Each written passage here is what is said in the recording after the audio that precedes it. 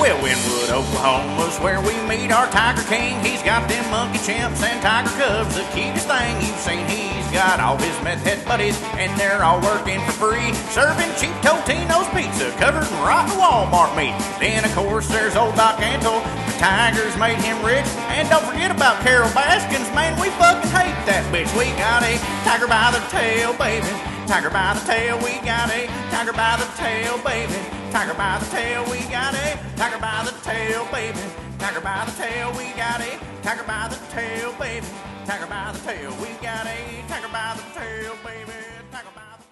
All right, everybody, welcome back to Tiger by the Tail. We are now on episode 5, Make America Exotic Again. And this is probably the most aptly titled of the entire series. As soon as I saw it, I was like, oh shit, I think I know where this is going to go. And it goes there, not necessarily immediately. We open up on Doc Antle having a birthday party for his chimps. They've got like minion decorations and shit. And then one of the cameramen says, I don't even know what a chimp's birthday party would look like. And Doc says, oh, sure you do. It's like any other 5-year-old's birthday party. The chimps will sit around and be ridiculously happy. And if you get too close to them, they'll bite your fucking finger off. We've all been to that party. There's monkeys wearing boxing gloves and punching shit and streamers everywhere. Then we cut back to Joe's place where Jeff has thrown a party, and basically it's just a bunch of shitload of tigers biting and chewing the shit out of balloons. And then we hear Joe in a voiceover say, Jeff has conned everyone because he is jealous. He is a little man with a little dick and a limp, and he's bald. Don't hit. And he has to pay everyone. And he has to pay everyone to have sex with him. This guy's done more criminal shit going on than you can imagine. Sooner or later, he's going to be in jail. So we start off with our man Joe cutting a promo on Jeff, who we had just met, it seemed, coming to the rescue in the last episode. Young's ever been to any kind of monkey party? I mean, I haven't, but... No, I haven't. I'm ashamed to say I haven't. Yeah, it would hit, right? It would hit. I'm upset that I haven't been to monkey parties. I mean, you know they've been having monkey parties out here, surely, in L.A. I bet there's a bunch of monkey. I mean, maybe not now. Monkeys got social distance, too, but, like... Is that real? You can't hang out with your monkey? No, you can hang out with monkeys. They're fine.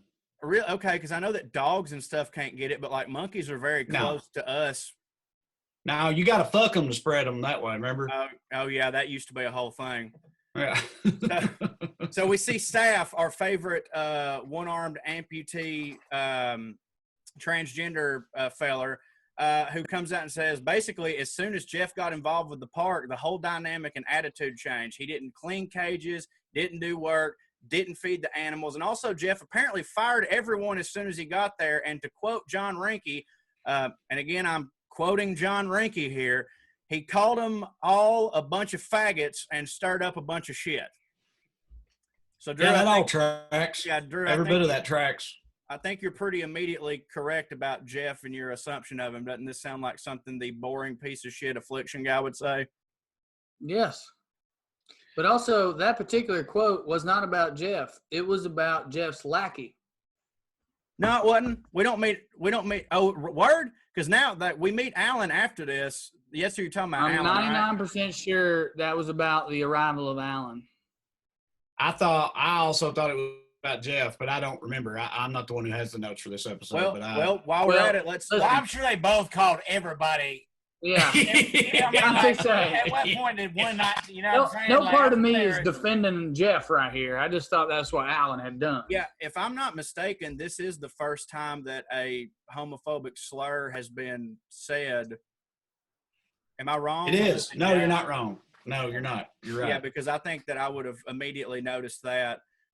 Yeah, like Drew was alluding to, one of Jeff's first moves is to hire his buddy Alan to take care of the park and be his handyman, even though by his own admission, Alan has never even been to a goddamn zoo. So, like, we're in another one of these situations where, like, Joe, well, no, that's just skipping ahead, but, like, this motherfucker comes in wearing his affliction, driving his truck, and then's like, you know who I'm going to get to run this place? A motherfucker that ain't ever been to a zoo. Drew, what was your first immediate thought when you saw Alan? This would be like if they let DJ run a school. That's what I thought. Yeah, but DJ hits at that. Yeah, DJ ain't you ran a school? DJ ran a school. I mean, yeah. I mean, a class, yeah. I mean, I think that when he showed up, here's what I thought. I was like, oh, he that kind of handyman. Yeah, me too. Yeah, right. That's what I thought also. No, my first honest thought was it reminds me of my brother in not a good way. Yeah, he's this the dude shows up handyman. and is like, oh, yeah, handyman. They do all the jobs you don't want to do. Exactly. Right, yes. exactly. Every rich motherfucker, especially rich old boys, like has them one. Where I'm from, like any of the dudes that like in the community is like, oh yeah, they own a bunch of property, they're rich. They've always got this dude who like you've never even seen him do the handiwork it is he supposedly does. Like I'm sure that every now and then he'll go fix an old lady's sink to like keep PR up. But like this Allen feller definitely seems like the handyman that's like, hey, I don't want to have to go whoop this man's legs. Will you go whoop this man's legs? He is every trailer park handyman I ever met. You know what I mean? Like, he's a guy that's always got that. He's always got a truck full of tools and always coming out of the office. You know what I'm saying? Always kind of hanging around. Yeah, and this is also when we meet who I don't think that we've seen him since episode 1. We kick off episode 1, and we talked about one of the greatest quotes ever from that old fella who said, monkey people are strange, but big cat people are backstabbing pieces of shit. Who we didn't find out his name is James Garrison. All right. Garretson, yeah. Yeah, James Garrison, who had sort of a relationship with Joe, mainly because he runs a shit ton of strip clubs and has worked in the circus. Oh, yeah, that's right.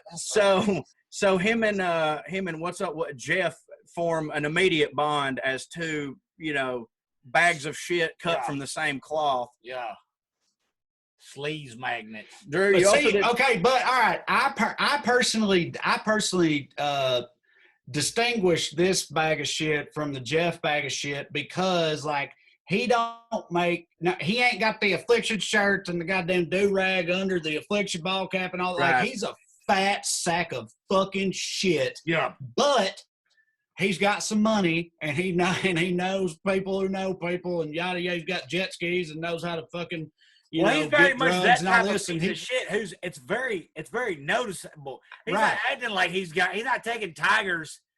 Right. He's just running the strip club. He's not trying to trick strippers into like, you know what I'm saying? He owns. Yeah, he's very upfront about the type of bag of shit he is. Yeah. Like without not skipping ahead, we'll get more into it later. But like even when it comes to him, like informing on people and stuff. He's totally upfront. Yeah. He's just like, I'm gonna tell everything about everybody. I don't give a fuck. Like, he's the kind of guy. You know what? Here's the difference. If you said to Jeff, "Hey man, if you didn't have these tigers and this money, these bitches wouldn't sleep with you," he'd be like, "Nah, I'll figure out a way. I'd do this, I'd do that, I'd still hit." Whereas this dude, James, is that his name? Yeah. James, if you said, James, if you didn't run that strip club, those strippers wouldn't blow you. He'd be like, "Yeah, I know. That's why I run the strip club."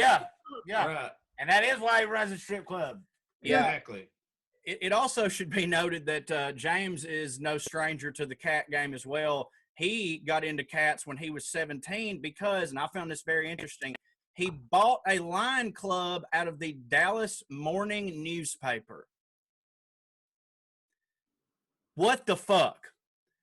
Like, I don't know, man. It just blows my mind that first off, Joe Exotic's talking about how you can buy them for $2,000, and also they're apparently just on the back pages of the newspaper. Have you ever in your life seen a gorilla, like a fucking lion for sale? Know.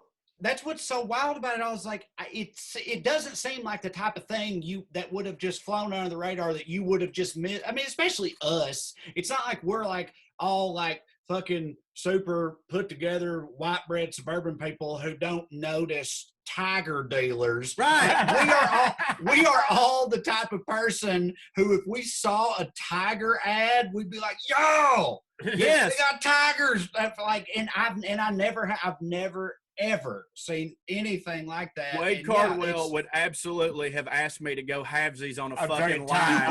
No doubt. There's no doubt. So not only is this dude now hooking up with Jeff, and of course Jeff is admittedly, he's going to try to clean this place up and run it more like a goddamn actual accredited zoo, if that's even a thing that's fucking possible at this point.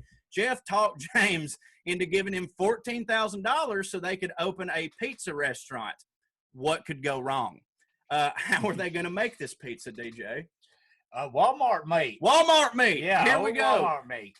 DJ, so I skipped. I don't know how. Maybe it's because in all the deluge of crazy shit in this whole thing, a truckload of old Walmart meat going to the Tiger Man in Oklahoma didn't even register me as that notable. But you took issue with that, and you're right to have done so. But we've now circled back to the Walmart meat truck. So tell us about it. What's your thoughts on this whole deal?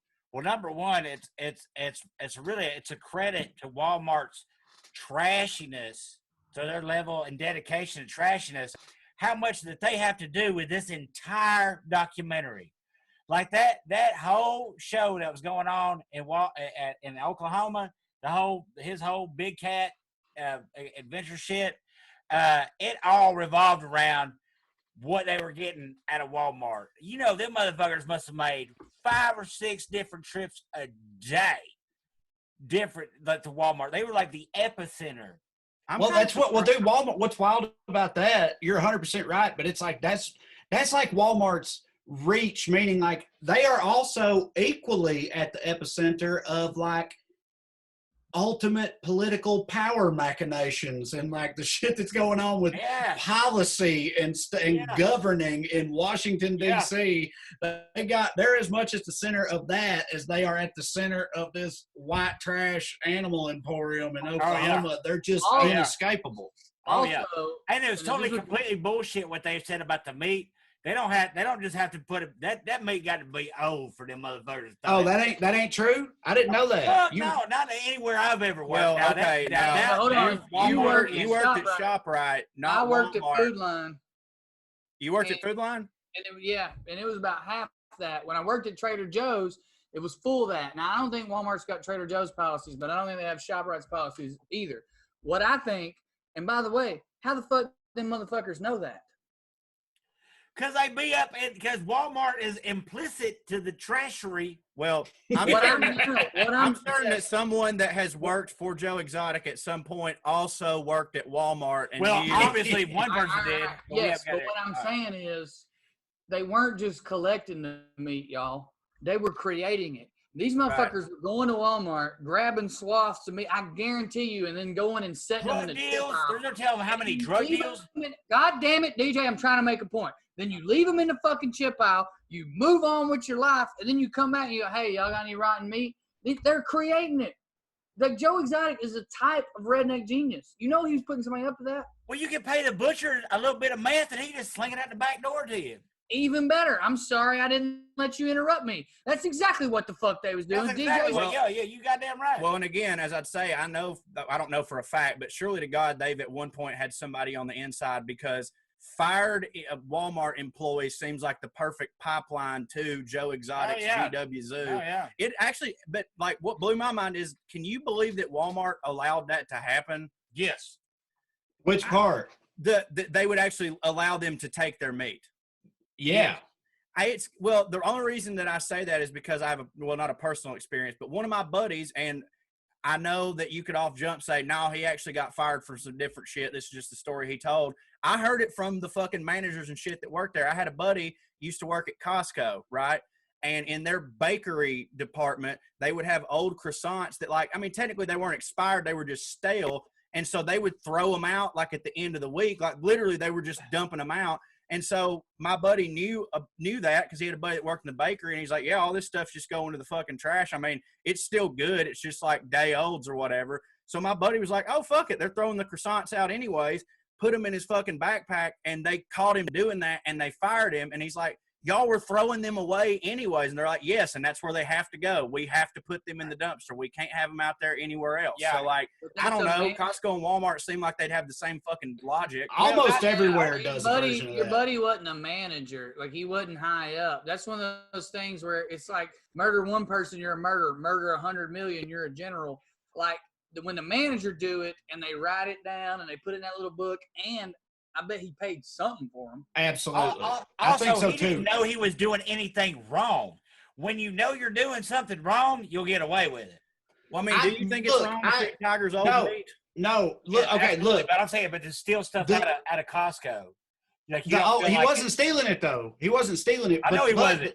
But that's a very, very, very common policy that a lot of those places have and there's a lot of different reasons. And it's shitty, but there's a lot of different reasons they have those policies. One of them is like, if employees know that they can just take for free the things that we might throw away anyway, that employees can like fabricate reasons that things are getting thrown away. And dude, fuck that. I'm just explaining it. And the other thing is liability shit. Like if we give a homeless shelter all of our old stuff, somebody dies, homeless people get food poisoning and die, then that's on us. So we can't have that. So they most of the big chains have these pilot, right? But this is different. Because these are going to animals. They're going to animals who ain't going to sue you. But also, they probably, I agree with Drew, they have some kind of an arrangement. And also, there's a way for it to be spun, too. It's like, look, we're, small town Oklahoma, they put that old meat in a bag. Somebody's wrapping it up. They making an exchange,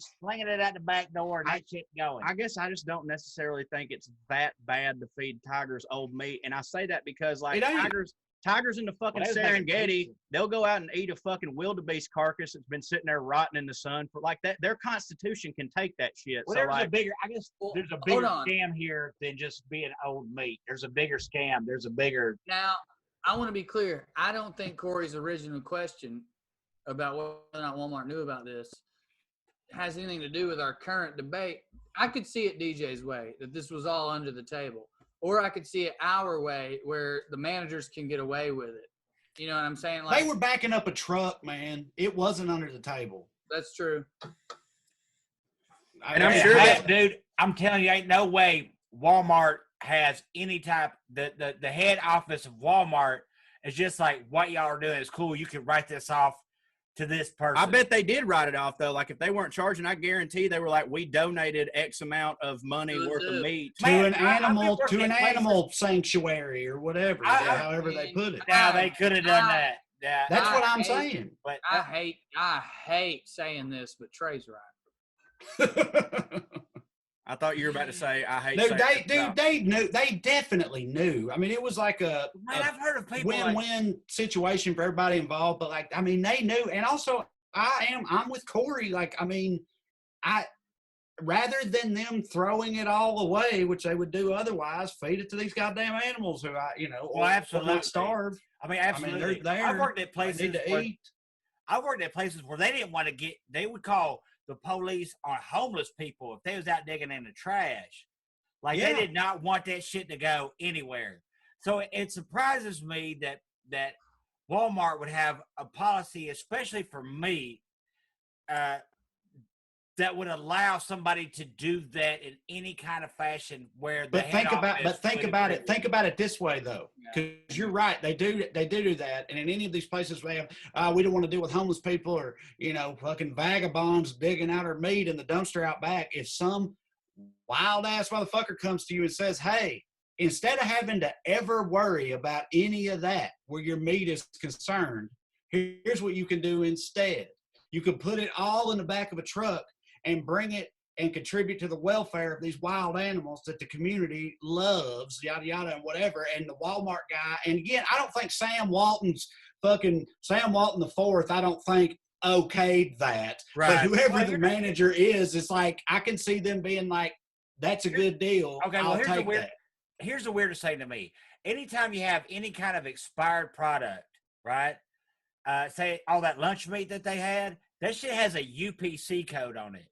That UPC code has been counted as an amount of stock that this percentage of, so they have to have proof of it being expired or being out of the right. Well, that goes back to if they are getting anything in return for it. So if they're getting a tax thing back, right? If they're getting it as a write-off, all of it has to be checked.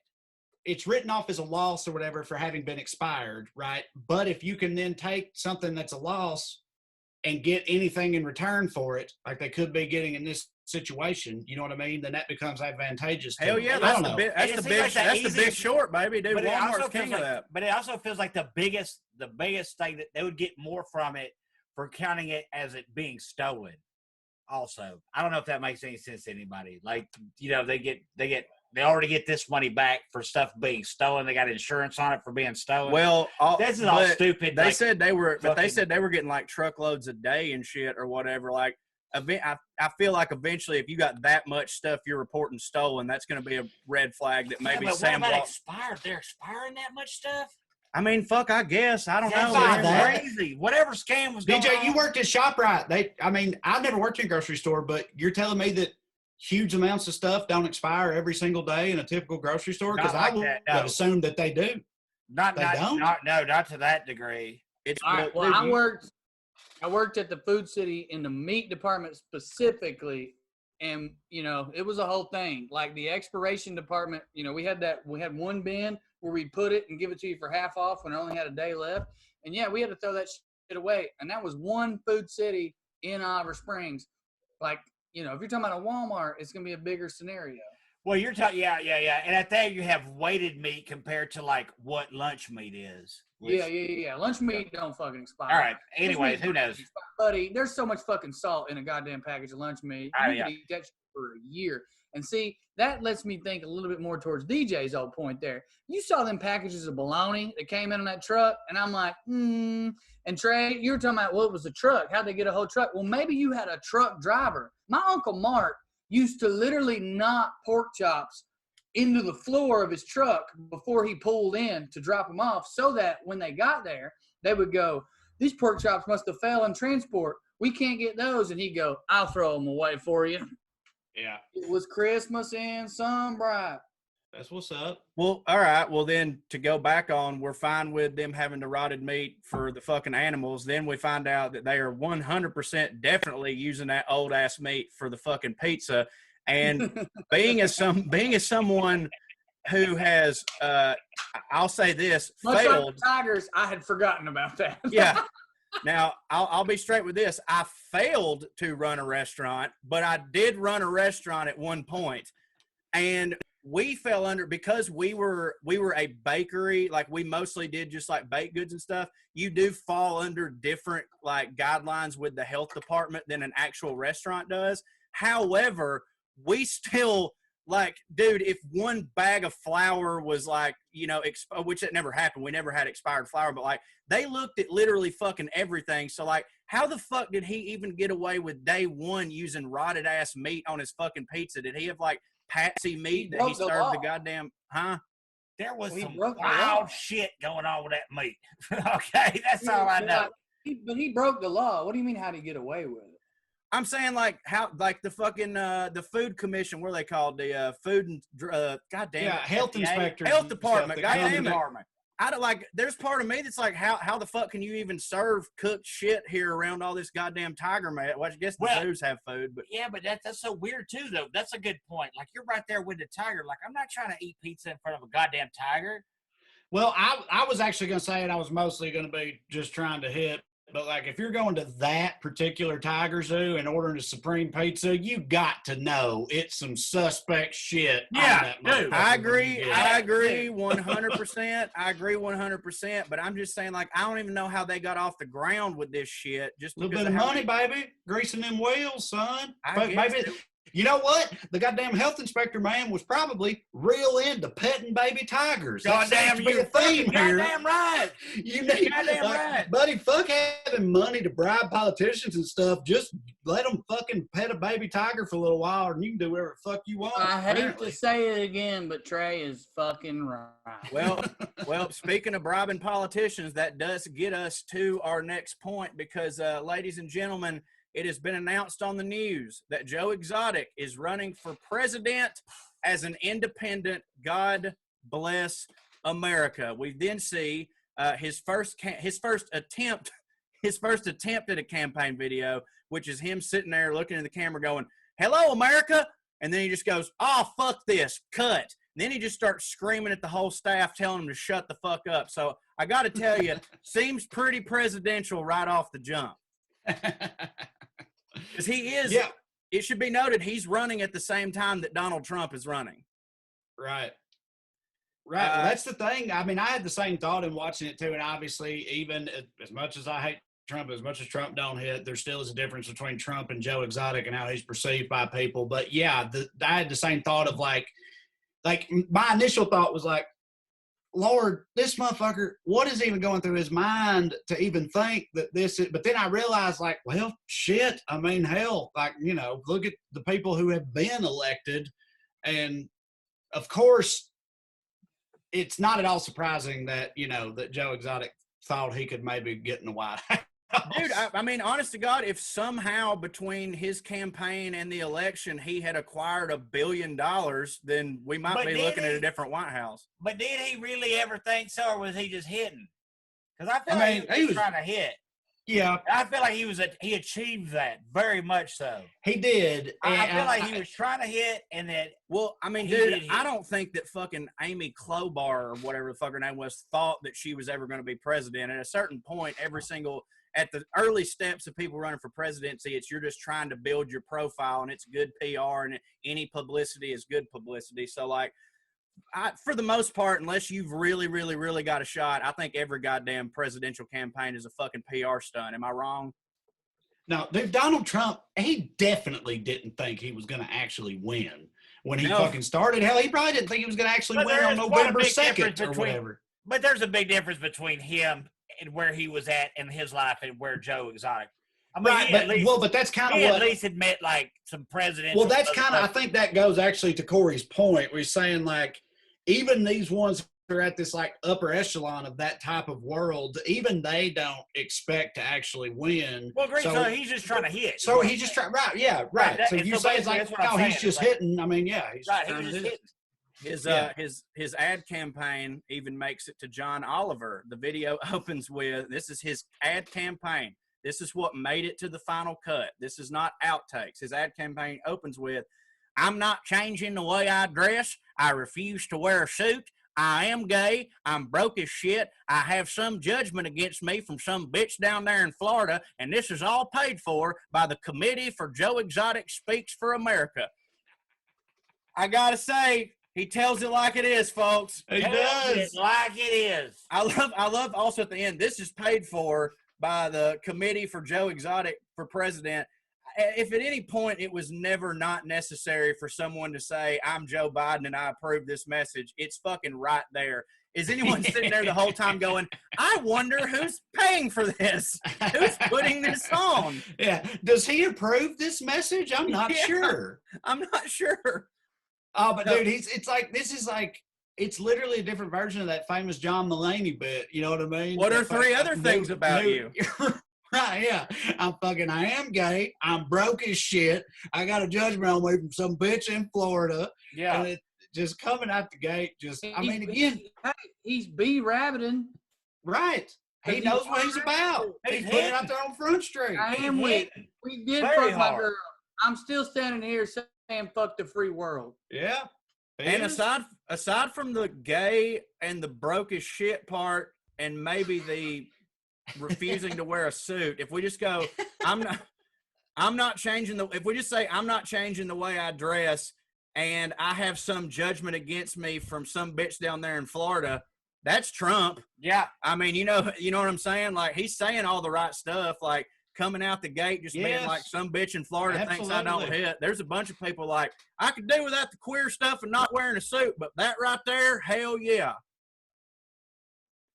So James, our buddy that we meet, the fat feller that owns a strip club, said that clip on John Oliver, which clearly was meant, John Oliver, I can't remember exactly what it said, was John Oliver goes, boy, I'll tell you, this guy right here, I'm doing Australian. That's John Oliver's Australian now. This guy seems like someone you'd like to have a beer with, then another beer, and then another beer until you're drunk enough to want to try meth. So, like, they do this whole fucking John Oliver 20-minute hit piece on this motherfucker, and per all of Joe's friends, it hit for him so goddamn hard. Of course it did. So hard. So if anyone out there was thinking, can this man possibly be ashamed of himself? No, the fuck he can't. He was at least somewhat self-aware. Well, enough to know that goes back what was going on that John Oliver was exactly what he was pushing for, and was hitting as hard as he knew that motherfucking shit was gonna hit. Well, see, that goes back to what I was saying earlier about in the previous episode with the whole argument about Rick and him in the studio getting burned up, and the argument being that, like, and I think that Joe burned his own studio up too. But that particular argument of Joe getting real paranoid about how all this footage was going to make him look and how it was all going to come across, that was very dubious to me for this exact reason. It's like, dude, he don't give a fuck. Like, look at the footage. He fucking knows. Look at the footage he put out. What the fuck more could there be? Right. Joe goes on to say that he thinks America is ready. He was telling a reporter. Joe goes on to say that he thinks America is ready for the first redneck, gun-toting, mullet-sporting, tiger-tackling, gay polygamous president because he's good-looking, outspoken, loves to party, and loves to blow shit up. Woo! Well, I'd love to believe that he's right. He just sit here and say that I think he's correct, but I just don't know that we are ready yet. I mean, he just literally said all the things that we use to describe what a liberal redneck is. Then, of course, they make a great directorial decision here. They immediately cut to him shoving explosives into a motorcycle helmet, blows them up, and says, "Fuck yeah, that's how we get rid of ISIS." Now, I have a couple things here for Joe. He sticks explosives in a motorcycle helmet, blows it up, and says, "Fuck yeah, that's how we get rid of ISIS," as if in Joe Exotic's brain, the military hasn't thought about bombs. He's like, I know how we get rid of terrorists. Blow them up. Why ain't they doing that shit?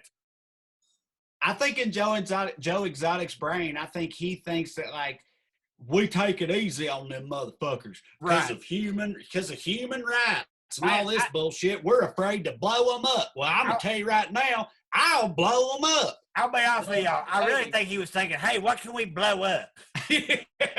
All right. It gives me great joy. Really, that was guys like, hey, can we put that, can we blow that up and blame it on ISIS? Can we talk about what can we blow up in this video? Yeah, it gives me great joy to say Trey is wrong and DJ is right. I feel like he was just like, let me blow this up and I'm on right now. When you're in the zone and you're on, you're like, and that's what we'll do to ISIS. I think he knows you can't just shoot ISIS with Tannerite and then expect to win. He's just like, but we could try. How much you think he knows about ISIS? Enough that they need to be exploded. Yeah.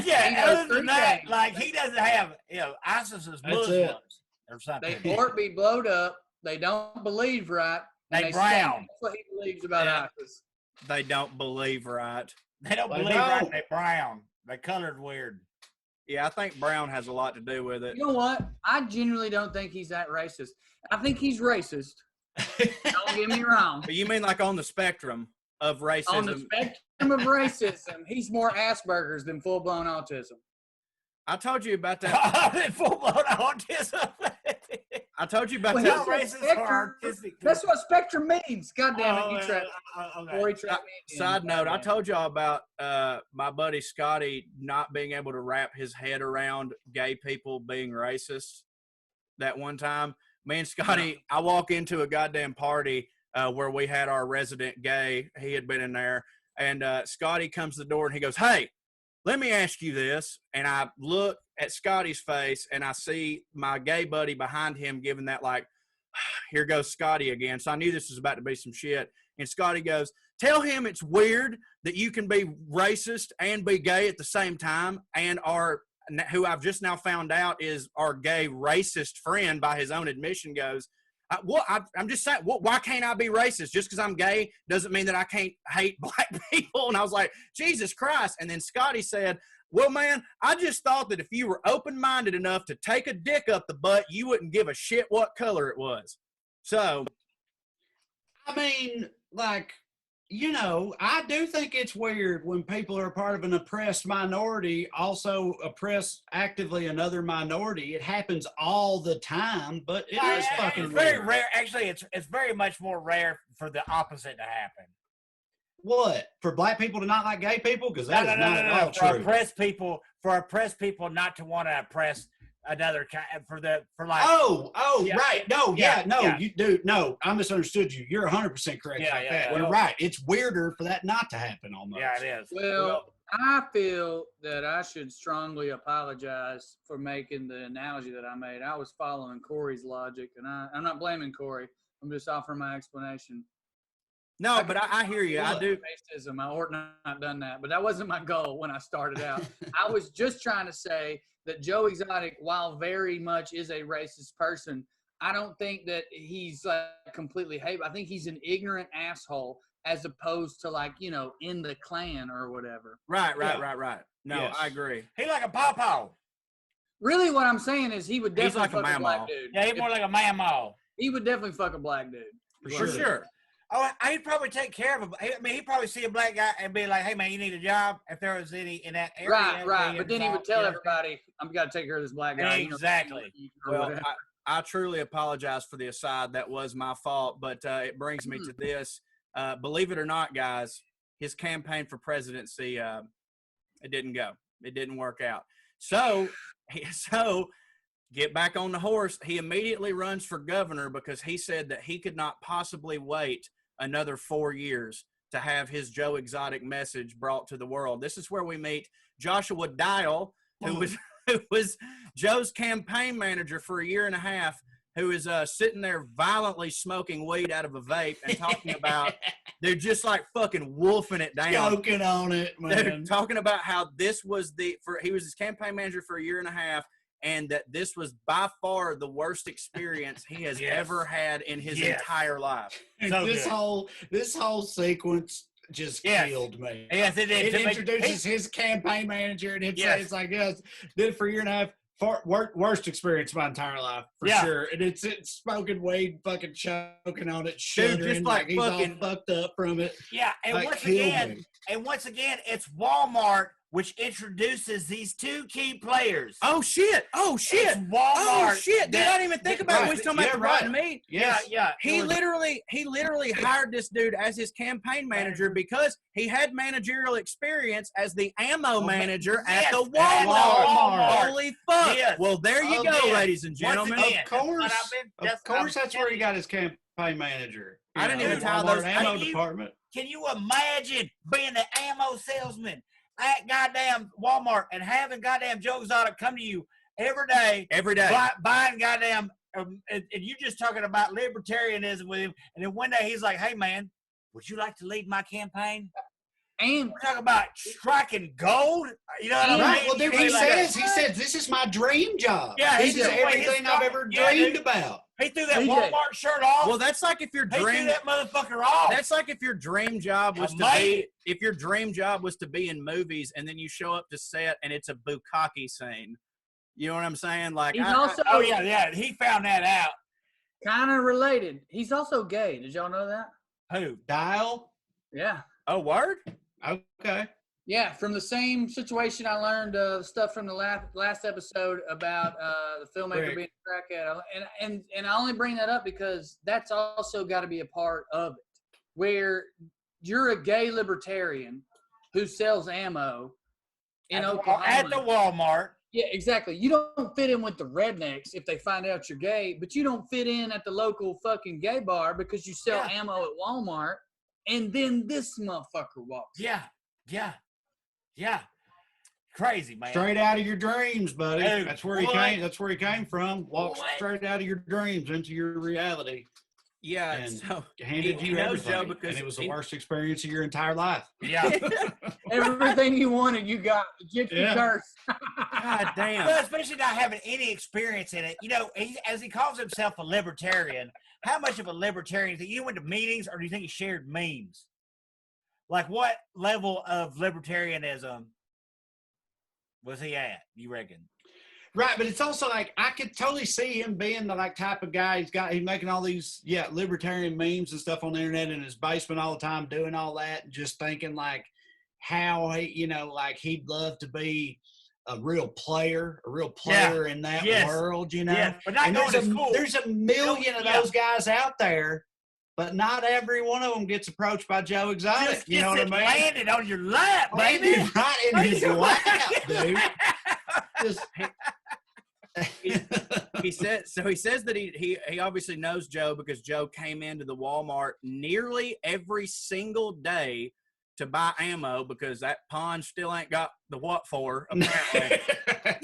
He's coming to buy ammo every day and tannerite from him almost every day, which I'm fairly new to the world of tannerite. I didn't know that you could just get that at fucking Walmart because it quite literally explodes. Yeah. You shoot it and it explodes. It's not as powerful as dynamite and other explosives. That's why it's way less regulated, Corey. I don't know if you know this, but if you put tannerite up against like a brick building, it'll do some damage to the facade, but it won't take the building down, generally speaking. I hear you, but fine. God damn. Hey man, look, what do you want to do? You want to live in a world where you can't blow shit up by a pond? Or you want to live in a world where Joe Exotic exists? Man, I mean, fuck, you're right. You got me once again. His campaign manager also says that at this point where Joe ran for president as an independent, he is now running for governor as a libertarian, even though the campaign manager says, I'm pretty sure that to this day, he still does not know what a libertarian is. That sounds very libertarian-like to me. But that's a great point because there's some of them out there, and we do have some good friends who are libertarians, and I think they're smart. I think they think they're smart. I have no good friends who are libertarians. Yeah, you do. You absolutely do. That's not my point. I was just trying to hit. But my point is, like, I kind of think that Joe Exotic, like, why do you have to know exactly to the T what libertarian is when your whole existence is their whole fucking thing? Yeah, doing whatever the fuck you want to do. That's all he knows about it. You know what I mean? Snakes. And I do whatever the fuck I want to do, and nobody else should be able to tell me that I can't do whatever the fuck I want to do. And that's as far as it goes for him. But I'm with you, Corey. Like, that's pretty much what it is, ain't it? I mean, ain't that pretty much the deal? Right. Like, I mean, I don't think that I have to read the fucking charter of liberalism to know, that I fall on that. Also, the fucking libertarian flag looks like Joe Exotic drew it. That's 100% true. A big thing with libertarianism, though, is fuck the government. Yeah. And I think Joe knew that part, though. Of course. That's what I'm saying. Like, he lives, dude. Most of these fucking libertarians talk the talk. Joe Exotic walks the goddamn walk. He ain't fucking sharing memes. This motherfucker is a meme. Oh, I've been saying that. When I was making a joke about... Go ahead. No, I was just going to say, I kind of take issue with Joshua Dial saying, I still don't think to this day he knows what libertarianism is. And I'm like, if you don't think he does, then I don't fucking think you do, bro. Because this motherfucker's actually out there making change. You ain't doing shit. That's what I'm saying, man. Because, like, there's three kinds of libertarians, all right? There's fake ones making memes, okay? There's the kind that end up dead or in jail, all right? We know where Joe Exotic's heading. Or there's the kind that ends up in a cabin in the woods or in their own kingdom situation. You know what I mean? Like, you either live that life where you insulate yourself and it either works or you end up having to have a shootout with the government, or you made memes for a little while and you complain that your candidate didn't read the fucking book you wrote. Who gives a shit about that? I'm shooting tannerite down by the pond. What do you want from me? I am a meme. I can't make memes when I am a fucking meme, bitch. Where I'm from, and this is just me living in my own little redneck bubble, and you can comment on this, and I'm sure somebody else will. In my experience, where I'm from, there's only one type of libertarian, and that's someone who wants to be racist, doesn't want to pay taxes, and wants to smoke weed. That's it. Like, that's the whole fucking thing. Guns are a big thing. Like, if a Republican all of a sudden finds out, like where I'm from, if a Republican all of a sudden finds out that weed hits for him, he becomes a libertarian over fucking night. Like, that's just how that goes. Right, but I rarely believe in my heart that those people are true blue libertarians. It's just that they don't have a party for them. Like, America's become so fucking shitty. There's no party where they can believe in Jesus but get high. So they say they're libertarian right up until the point it's time to shoot the government in the face. And then they're like, you know what? I just wanted to smoke weed. And by the way, that's fine. It's okay if you don't want to shoot the government. But Joe Exotic was willing to shoot the government. Right. Well, for the record, I also wasn't attempting to imply that they follow it to the fucking T. It's just the thing that they say. It's also, to me, I don't know if it is now because libertarianism has become a little bit more defined in the past 8 years with third party candidates running.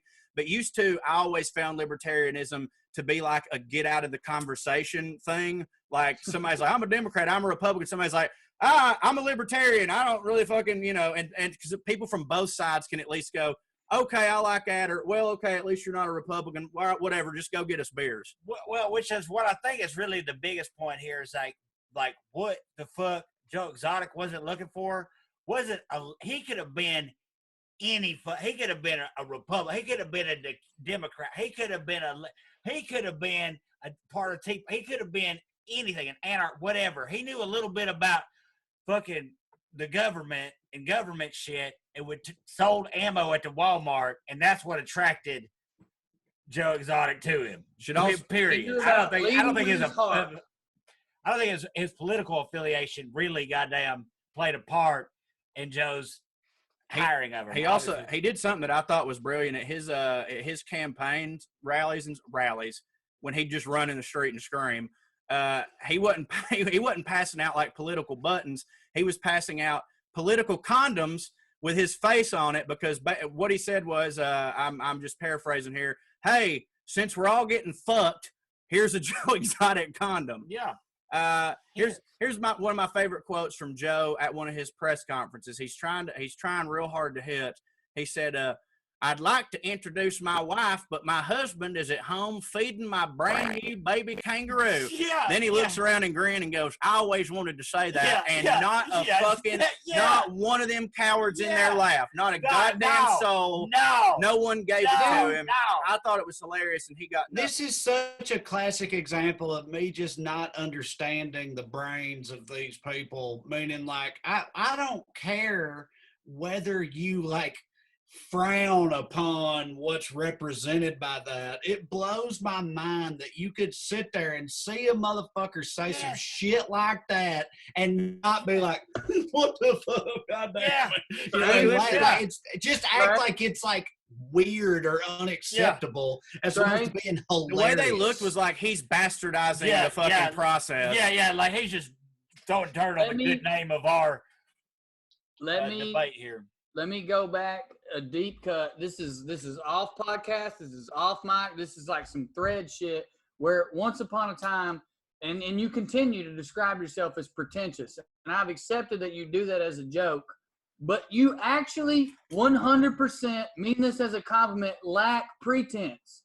You don't actually have any pretense about you because you're a real motherfucker. These people are sitting in that audience pretending to be some shit that they're not.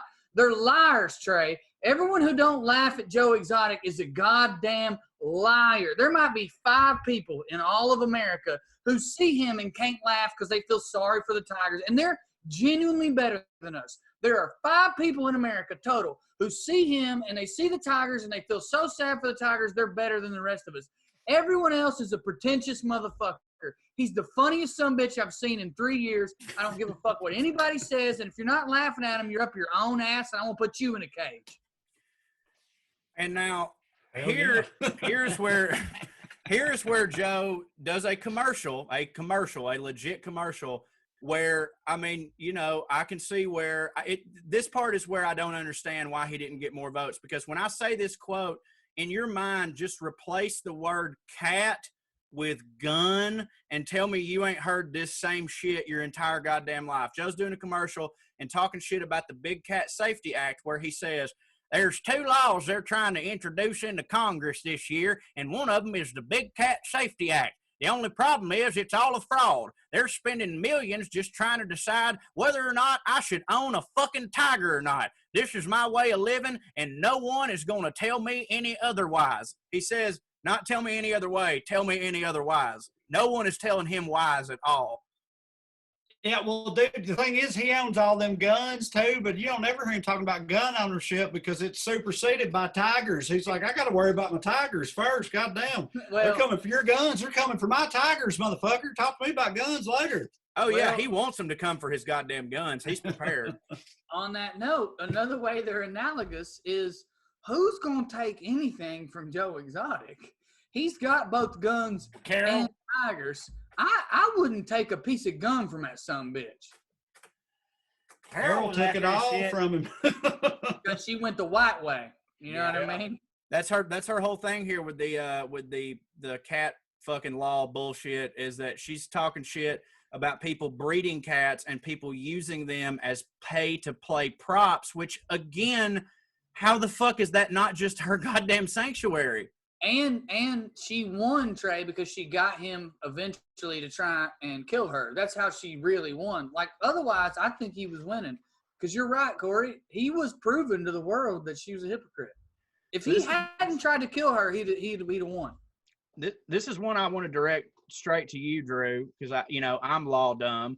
Doc Antle, when they're fighting this big cat bullshit, Doc Antle actually brought tigers into the halls of Congress, which, first off, I mean, I guess they won't set off a metal detector, but what the fuck? Like, you can't even go in the halls of Congress with a cell phone, I didn't think. But either way, Doc Antle brought tigers into the halls of Congress, claiming that it was unconstitutional to take away his cats. So, Drew, is there an amendment I'm missing here? Like, at what part of the Constitution does it say that nobody can come take your cats?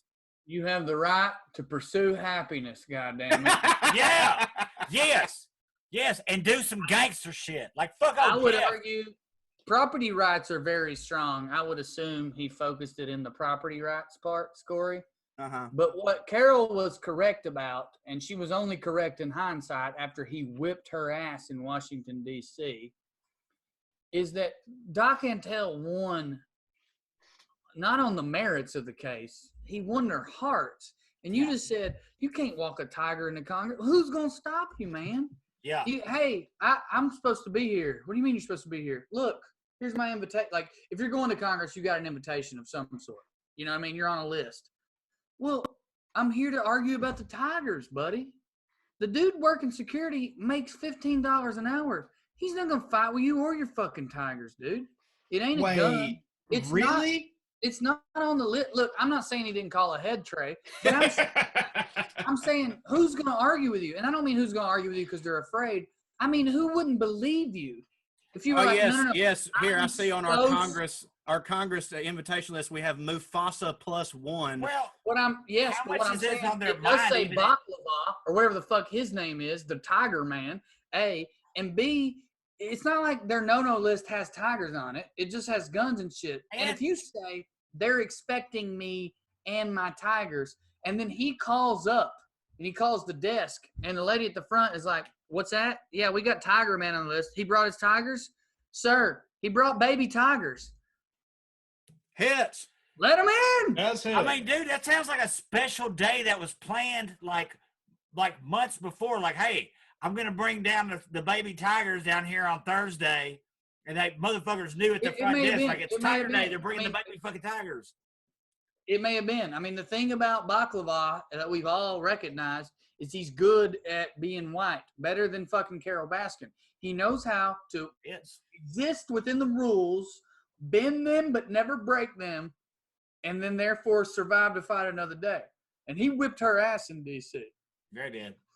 All right, so Joe is back on the campaign trail, and I'm going to put this one to a vote. What do you guys think is funnier? Joe passing out condoms with his political campaign on them, or Joe going to a rodeo trying to get people to put bumper stickers on their horse? What's funnier? Yeah, which one's better?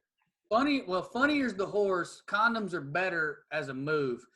Because I feel like that probably, because you guys remember he got quite a bit of votes. 19% after 96% was reporting. Yeah, that's a lot of votes.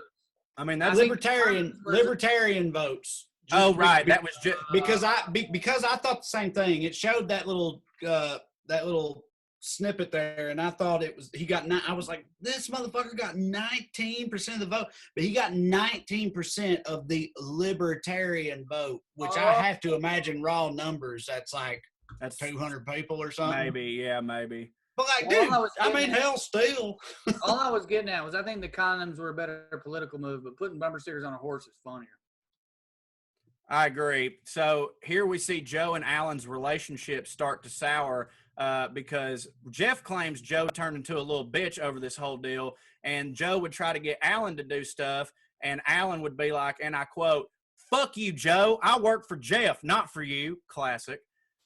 Joe Joe is trying to shoot a campaign video. This is where it gets weird. So we're talking about how their relationship soured. He thinks everybody at the zoo's kind of not on his side anymore. Joe's trying to shoot a campaign video, and one of his tigers, quite literally, starts dragging his fucking redneck mulleted ass around the cage like a rag doll by his fucking boot. Like, it starts off just kind of gnawing at his boot, and then Joe tries to keep it professional, still talking to camera, and then they literally, this motherfucker is just dragging his country ass around the fucking cage, and he claims that they had put cologne on him, but his boots, so that them tigers would start fucking with him.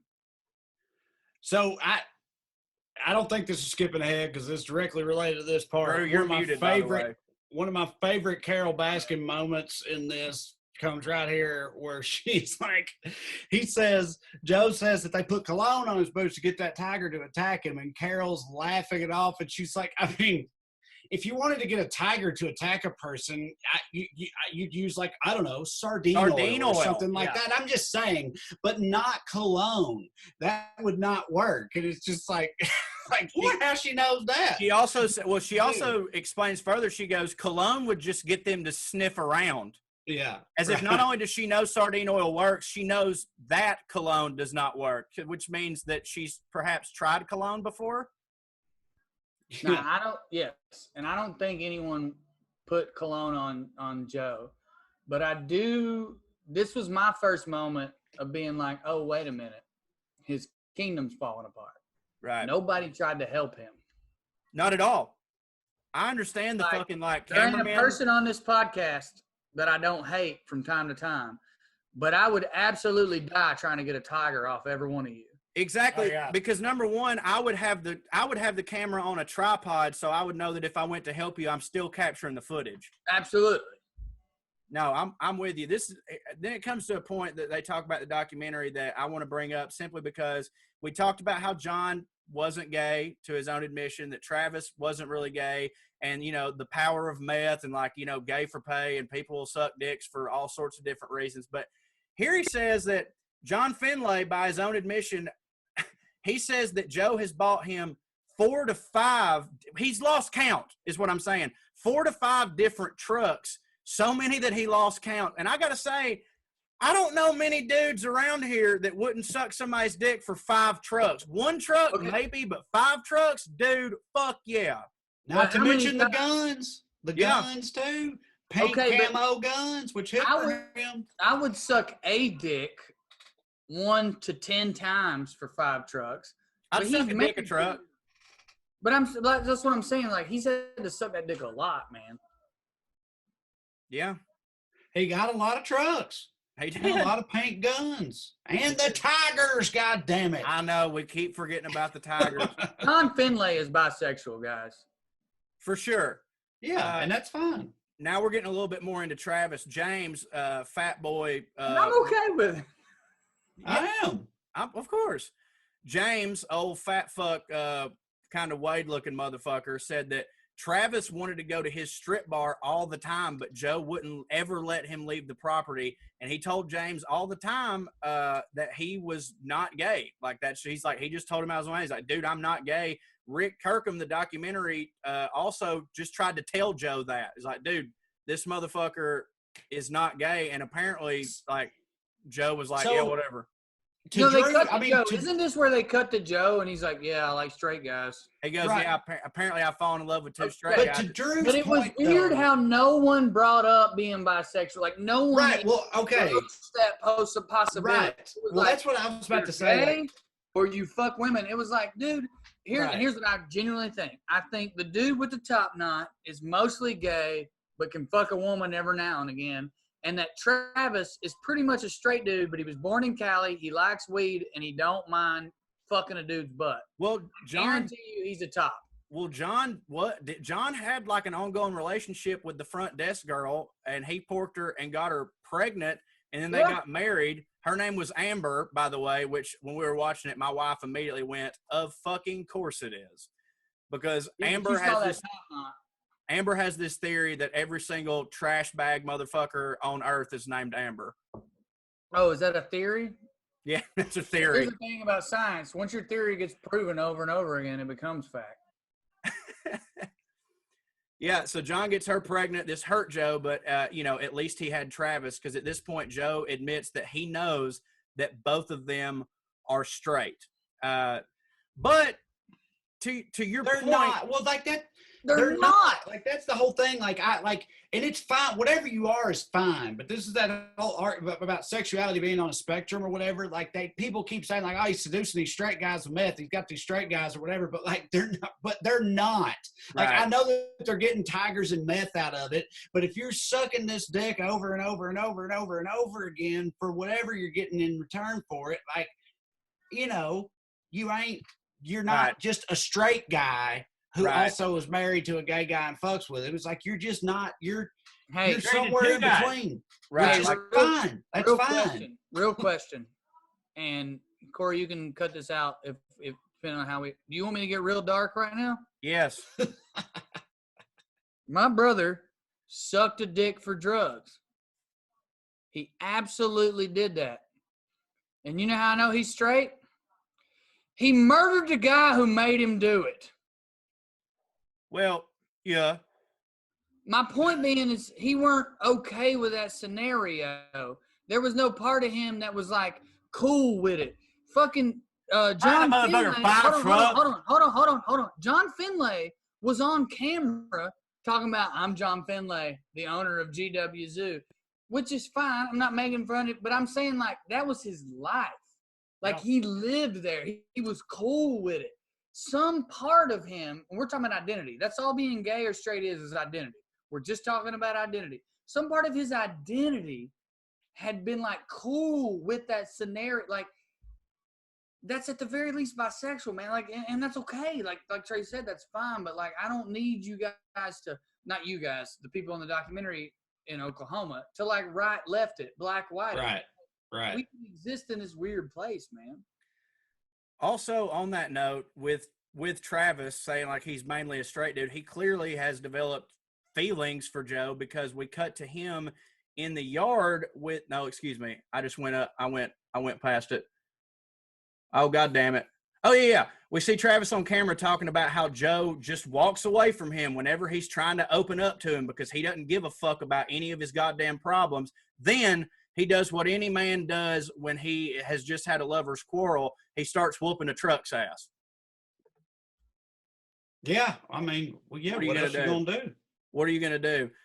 Joshua says that Travis came into the office and was complaining to him. He was sitting under the camera, but the camera was pointed directly at Josh. He complained that he was a prisoner and he couldn't leave and couldn't get a job, and also that he just couldn't get enough pot. Then we cut immediately to Travis in the yard with a gun between his legs, saying that he is smoking the last cigarette that he's going to smoke before he dies. Josh says we don't know if that was the same day. That's true. And I mean, that could also. I mean, he was out there getting upset, and he had a fucking gun, and Joe didn't listen to him. But also, he bought him 5 trucks. However, he couldn't leave. Like there was a lot going on. Yeah, I mean, that could also be just a clip of someone saying, "Hey, I'm going to quit smoking cigarettes. This will be my last cigarette, before I die." Josh does say that he used to wake him up pointing guns at him. Like that was his thing. Like he would just come in there and wake him up like, freeze, motherfucker. So he comes in there and does this one day. Question on that. Yeah. Where's Josh sleeping? Yeah, I guess he's just there on the compound. They all are. Apparently everybody works up there also lives out there. Yeah, I guess that was part of his fucking managerial pay, was that he got room and board and shit like that. Yeah, or again, knowing that he's gay, I think. But they all did it, right? They all just ran around, just shot guns and pointed them at each other and shit, right? That was a big time to be had. So he comes in there one day. Fun.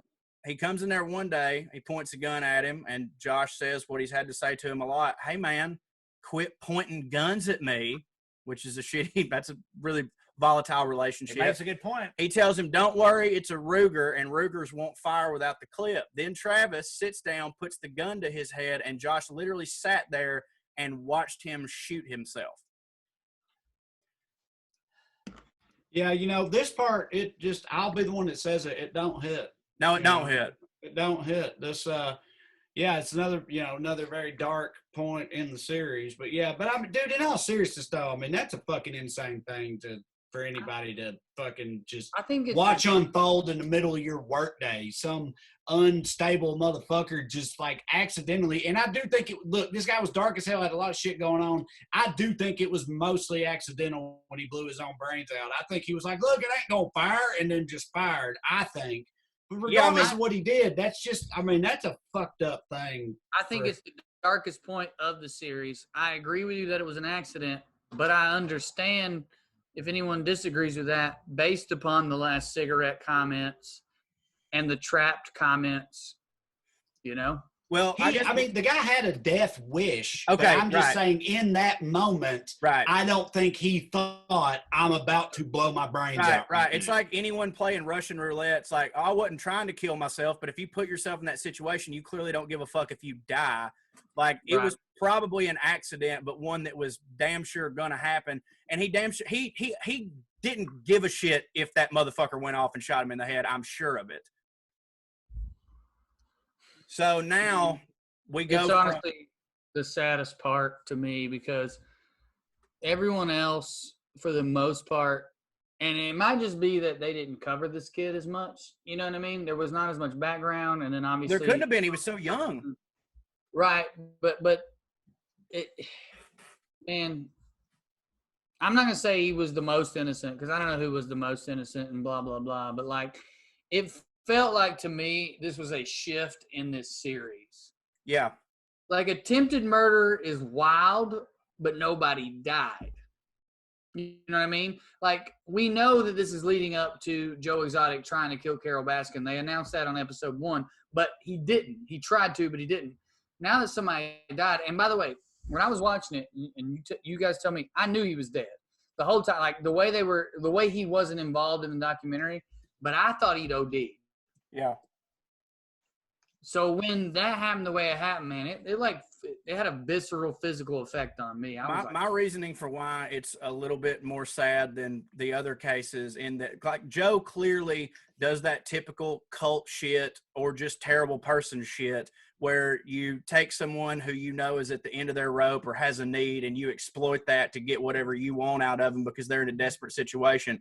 With a lot of the other characters in this show, they had gone through a lot of that bullshit themselves. They were a little bit older. It was like well, what else are you going to do but hang out here? When he met this motherfucker, he was 19 years old. Like, he had so much time to turn it around. Like, if he hadn't have met Joe, I'm not saying he wouldn't have come across some other crazy shit and done some more drugs, but like, he absolutely at 19 had a chance to turn it around. He grew up in that dome. His mama was like that though.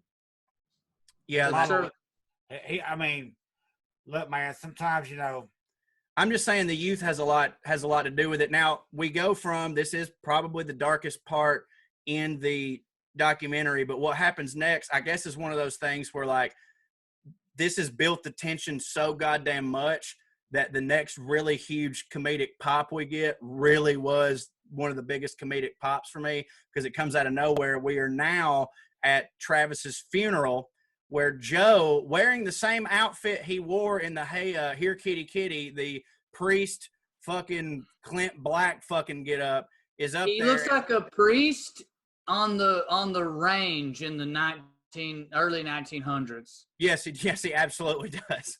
Like someone he looks like Montgomery Gentry priesthood.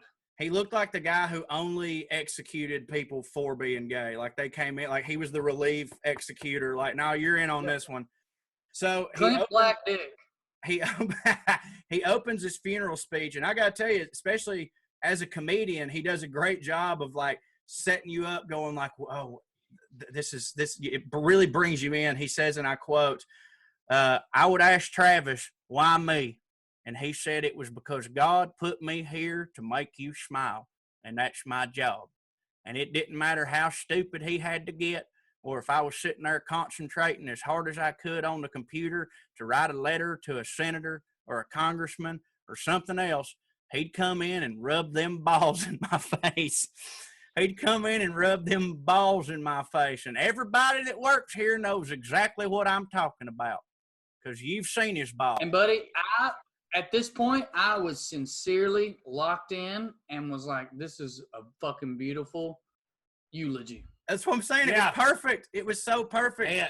He said, that's the And part. then He says, and everyone that works here knows exactly what I'm talking about. And everybody's just like, yep, he sure did like to show them balls. Yeah, He sure did. He did. He said they was were like golden nuggets. It was like golden nuggets to that boy. And then he sings, which Travis's mother claims was the worst thing she'd seen in her whole life. Yes.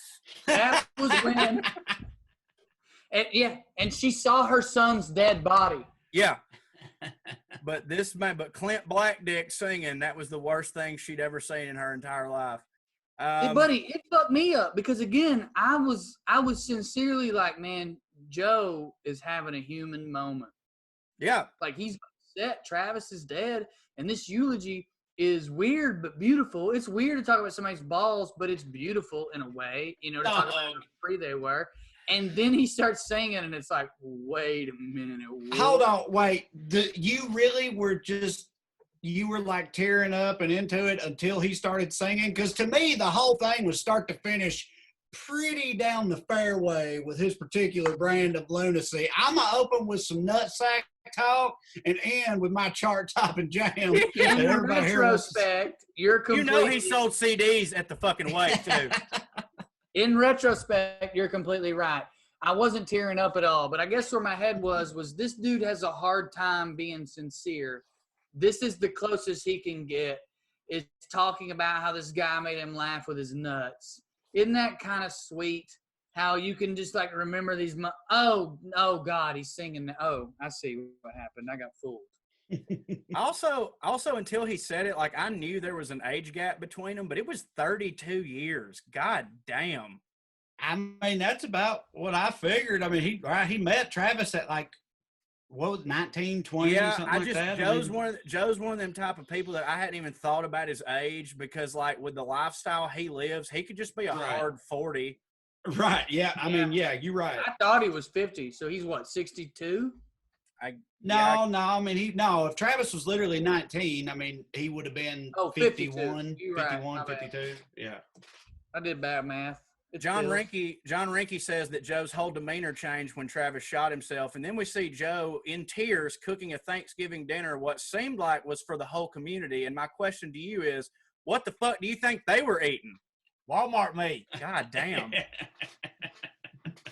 We now cut to Travis's effigy that the local biker club has helped Joe build, which is a four-wheeler and go-kart enclosed in a fence surrounded by swords, flowers, and hedge trimmers. Yes. Joe says that he sits with it every morning and smokes cigarettes and takes pictures of the sky and claims that clouds have formed into the word high and perfect angels. Yeah. I mean, it's a love story. It does hit. It does. Fuck a goddamn tombstone in the shape of an angel's wings or whatever. What is that weak ass shit? I could only hope to have a funeral trash as half as pile. Dude, yeah. A goddamn four-wheeler trash monument. That's what if I don't get that, I'm going to be mad. On that note, let me defend Joe and his eulogy one more time, Trey. I thought it was good. Some bitch like you guys who ain't ever had nothing to do with God and angels and Jesus. Right. Some asshole gets up there and makes it about God and angels and Jesus. No, fuck that. How's that any different than Joe making it about what he wanted it to be? That is, come on, dog. Country music. There's a difference between not making it about Jesus versus totally making it about your ball sack in the presence of your mother. That's what some of us believe in.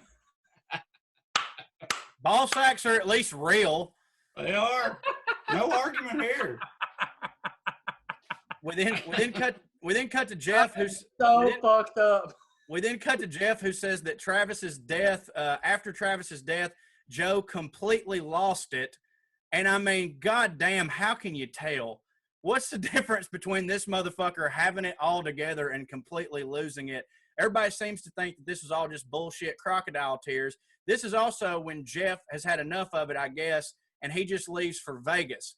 When Jeff leaves for Vegas, I swear to God, this is the fucking selling a ketchup popsicle to a woman in white gloves this motherfucker I've ever seen in my life, because he talked a sponsor into buying him a bus called the Jungle Bus, where you could haul people from casino to casino in a bus filled with tigers, to which he immediately says, yep, that was a big fucking mistake. Yeah. You know, he didn't even want to talk about that. Somebody had brought it up, and they were asking him what had happened, and he was like, yeah, it was bad. Yeah. Yeah. Yeah, it wasn't good. That definitely falls under the, well, I thought it was a good idea at the time. Right. Yeah. Hey, what, Can I be honest? buses, woo. That was the only business I thought would work. I mean, I'm sure he had a hell of a week. I feel like if you'd advertised it right, hanging out with tigers on a bus on your way to the next party. Well, for the record, they didn't really get into it because it seemed like Jeff didn't want to talk about it. But I don't think that it was the promo that was the problem for this. I think it was that you had a bunch of drunk motherfuckers in an enclosed bus hanging out with tigers in Vegas that probably was the issue. Right. Yeah. I mean, I could see that going bad with dogs. I'm sure that they were the issue. It wasn't the tigers. I'm sure it was the people running the. As it usually is. We now did cut. Somebody steal a tiger or something. It was bad. And I mean, this is clearly how you know Jeff didn't want to talk about it. That's the only time we even hear of like him doing a fucking tiger bus tour. Oh yeah. Because it immediately just cuts off to Joe Exotic now showing us his room, which is, good Lord, a piece of shit. He's showing off the lamp. That surprised me too. Did that surprise y'all? That is, yeah, kind of, because I mean, I know he's red ass, but I figured it like let the gay one decorate.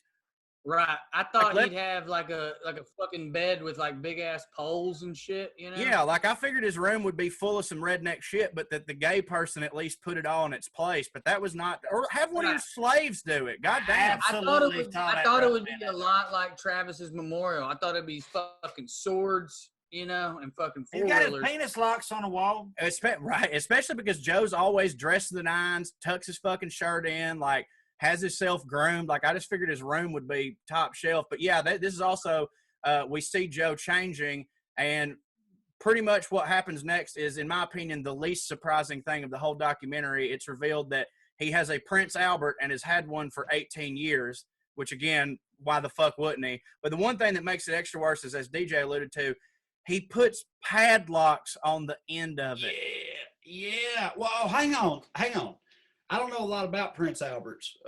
It goes right through the dick hole and out the other side. Right. But was he not saying so?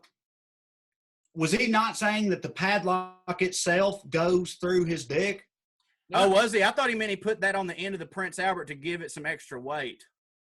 See, I definitely I think either way. Dude, either fucking way. Yeah, either fucking way. I don't think it's either way, frankly. I think one is wilder than the other. That's true, because one's a I way bigger. very much interpreted it as his particular Prince Albert is a padlock. Like his dick has a gauges padlock on your ear. Like that's how big his extra dick hole is. That's what I thought. Like, I might be wrong, but that's what I interpreted that as. Well, DJ, is that wrong? Buddy, I don't know. I don't like it. No. Well, you just say, like, of the four of us, you might be the authority on. What is that? I don't know. You got all the sleeve tattoos. You know about dicks and stuff. I ain't got no idea about that, buddy. And I'm gonna tell you what. How do you get a block, like a padlock, and then he sticks it in a butt, or like what does he do after that with a padlock on it? I don't know that Like, how does that work? I know that like the whole thing with the Prince Albert is like it supposedly does give more pleasure somehow. Like, hey, put an extra thing up my butt. But you take the lock off. But you'd have to take the lock off, I feel like. Right. He gives in the combination. That's like part of fucking foreplay. Like, Okay, hang on. If you can guess my dick combination, I'll give you a truck. But hold on. 69, you are the winner. Sincerely, let's just spend just a second on this dick jewelry. Because, Corey, you're saying you thought, and again, dude, I don't know, but I'm saying thinking through the logistics of it, you're saying that it's like a little modest hoop earring version of a Prince Albert, right? That I didn't see it.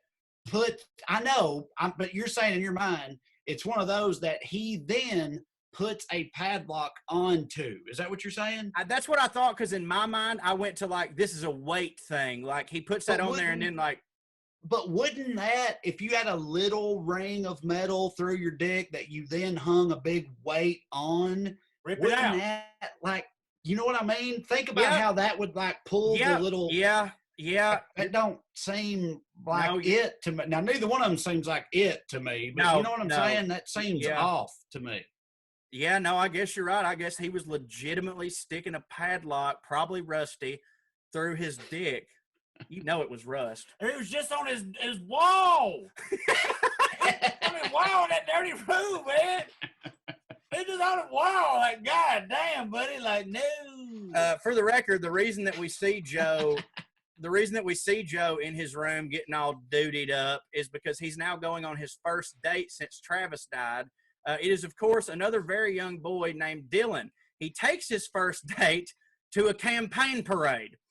He says they went to dinner afterwards, and then the boy never went home, as they seem to never do.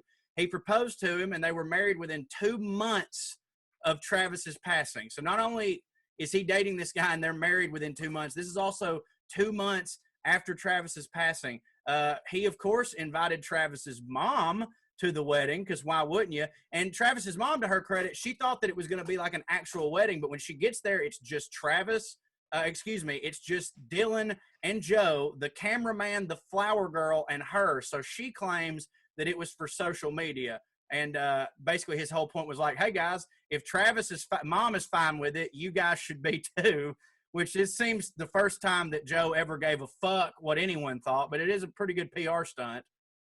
Oh, yeah. This is the second time, including when his tiger attacked him and no one helped him, where I started to think, man, it's not just me watching this. Even the people in Joe's life kind of hate him.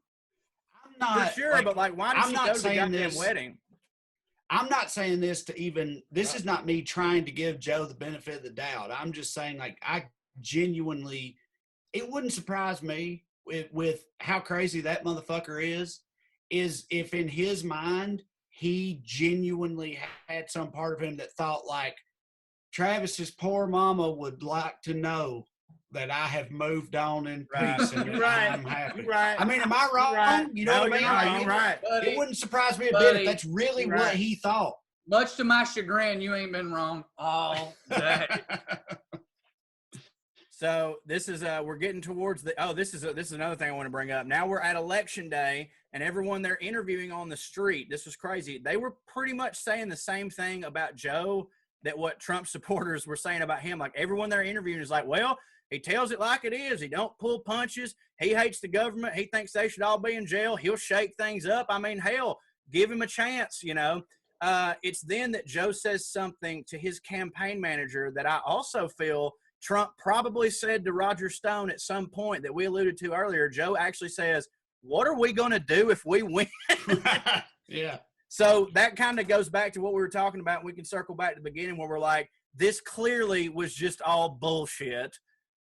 And he just wanted to do a thing, which, again, I kind of feel like that's how it was with Trump. So with 96% reporting, Joe only has 19% of the vote in the Libertarian Party. That then he's standing on a bench outside, and a bunch of reporters ask, Joe, what happened tonight? And Joe says, what happened tonight? We fucking lost. Saf says that his governor campaign is where he actually lost all his priorities, because at this point it was not about the animals anymore, and everything at the zoo was falling apart, from animal care to finances, even to employee morale. And Saf, in my opinion, is shooting straight. Yeah, number one. Saf is the best person on the documentary. Yeah. Saf is number one on the hit list, on number hits, who hits list, not the hit list. But, So Josh backs up her claim by saying that Joe basically had no poker face, and everyone could tell something was up. He was already a paranoid person, constantly throwing people out and accusing them of being spies. But the paranoia, in Josh's opinion, was not unfounded, because he found a microphone and antenna on top of the gift shop roof that he deems like clearly people were listening in on him.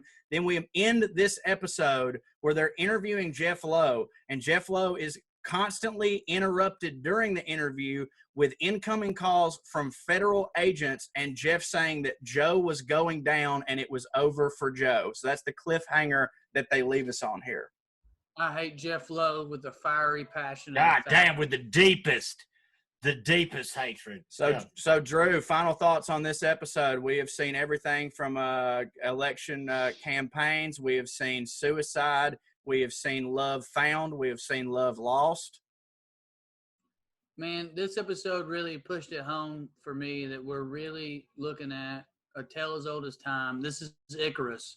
This is white trash Icarus.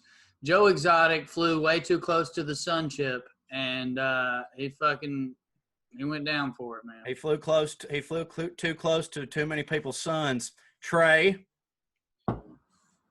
I don't have any parting thoughts because I want to wait until we truly part once our resident expert Tushar Singh joins us, Dr. Tushar Singh. Oh, that's right. Let's get Tushar in here. Yeah. Yeah. We've extended the invitation to him. He should be waiting for it. Hopefully he's not taking a shit. We've had guests be taking shits. Tushar would absolutely just do this while he was taking a shit. Yeah, you're right. But so he should be showing up soon. But in the meantime, there he is. Hey, see, there he is. Tushar. Dr. Singh. Dr. Singh. Hell yeah. Hey. Namaste. Namaste, Dr. Tushar, how's your quarantine going? I'm fucking having a great time. Me too. I feel guilty at how good of a time I'm having, honestly. I mean, I'm getting to play with the kids. I've gone on an effective detox where I'm not drinking, smoking cigarettes, smoking weed. I've gone pretty much vegetarian. He's with his family, guys. That's why. Huh? I'm with my family. Goddamn, I'm a bigger bag of shit than ever. Fucking Tushar. Making me feel like dirt over here. Yeah. But Trey, when you sired the family, it's like you own the. Tushar's a part of a family. He has to act right. That's No, right. I'm just the eldest kid. It's fine. I don't have anything to do. There's no pressure. So listen, Dr. Singh, as a tigerologist, what can you tell us about these creatures' general temperaments in captivity? I mean, they're having a good time, man. They're like minorities. They want to be owned. Right? I should have known. Should have known better than to try and come at Tushar with some racist shit. I don't know what I thought was going to happen. Anybody watching this is dying laughing, and anybody listening, not knowing how brown Tushar is like, what the fuck did this do? Oh, yeah, they thought Dr. Tushar Singh was just some fucking pale-ass Scots-Irish motherfucker in Georgia. They thought we made his name up so he could come on in. Listen to his Yeah. No, That is Tiger Singh. Tiger Singh, Miss Dr. Tiger Singh here. No, yeah, it's again. I don't know what the fuck I was thinking I would try to make some casual racist. You asked jokes an with you. Indian guy. You pretended he was an expert on fucking Tigers just because he's Indian. That's a But he's not. This ain't just any Indian guy though. This is a guy who. It's an Indian guy from Alabama. Like right. fucking, It's a lighthearted racist joke, and you thought if I Right. throw a lighthearted racist joke towards Tushar, surely it'll go well. Right, and Tushar was just like, "Oh, is this what we're doing? Okay." Oh, we're jumping right in to the racism pit. Oh shit! What's Tushar is unmatched in his ability to make me uncomfortable. Tushar's friend of the Well Read podcast and just friend of our actual persons too, our hearts and minds and butts. He's a comedian from Huntsville, Alabama, who lives in, as far as I can tell, everywhere, but mostly New York lately. But Tushar is not a tiger doctor, unfortunately, much to his mother's chagrin. He went to a different route. But yeah, Tushar's just a fucking funny bag of shit like the rest of us and a good buddy of ours, and we just wanted to talk to him about all this madness. So, Tushar, episode 5, the politics episode. What about it?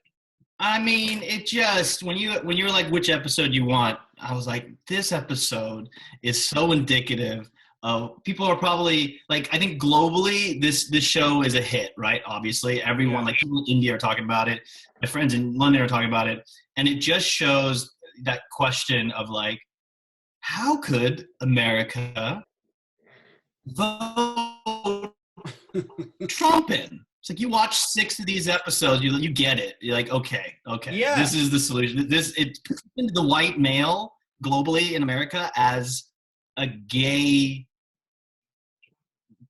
whatever the fuck that was. I mean, just like weirdo, this weird human being, and it's awesome. And the fact that he ran for president, and he's like, that didn't work. Let me go for governor. And like, I wish he kept on going till he actually got elected to something. That would have been awesome. Well, what's funny about what you just said, we've talked a few times on the series so far about how we should feel about how Joe Exotic makes us look as white trash Americans or whatever. And we mostly have been like, hell, it's fine. But for whatever reason, you bringing up like this being a global success, just like people the world over are watching it, just made it like land even closer to home for me. Well, in fairness, I think that people of the world just look at this as America, not the South. Right. Is that true, Tushar? I mean, yeah. I mean, if you're looking at this, you can't tell what part of America it's from. And the fact that it's from freaking Oklahoma. Right. Do you guys, being from the real South, in my head, do you look at Oklahoma rednecks to be like, you're like lower rednecks? We No, I did. definitely- When we saw this some bitch Yeah, run not around the anymore, line, shit. you were like, God damn, they're whipping our ass. I mean, no, I've never thought about them as not rednecks, just not Southern. And Southern redneck is a very specific type of fucking redneck. But like, dude, Joe Exotic he doesn't even have the typical like Oklahoma red ass accent. Like he just sound like he from the South. It's like he started being what he was, and then that accent was just as Trey said, that accent is just a side effect of pills, and Well, I guess also meth. He That's just trashy. That's that Texan accent. That Yeah. He's from Southern Oklahoma. Right? Yeah, there's people in Oklahoma who just have the accent. But Tushar, if you had been his campaign manager, what would your approach have been? Would you have done any differently than Josh Dial did? Josh Dial's a professional, all right? What would you have done differently? Is he? Yeah, yes. He had managerial experience from Walmart. I mean, the mere fact that his own campaign manager was like, "This is a publicity stunt." Yeah. Along for the ride. What would you tell him? He would have said he would have agreed with anything that you would have thrown into his head. Okay. And so what would you have thrown into his head? I mean, you're asking me like what my political opinions are, and I don't. No. We're asking you what you would have told him to do to win that goddamn election. That's what Or we to wanna make know. more money. Yeah. Yeah. We don't care what you believe. No. That's right. What would he have done? I don't know. I would have made the Joe condoms, Magnum condoms, just for irony's sake. I don't know, man. I think more tigers, personally. I don't think he has enough tiger stuff. He's got a whole lot, but he needs more because people. I want to talk more about the international side of this. Obviously you're from Alabama and you live in New York, and I knew that, but you just kind of casually drive to. You got friends in fucking India and London. We get it. You're cool. But in all seriousness, I didn't realize this was becoming a phenomenon internationally. What are people saying about it?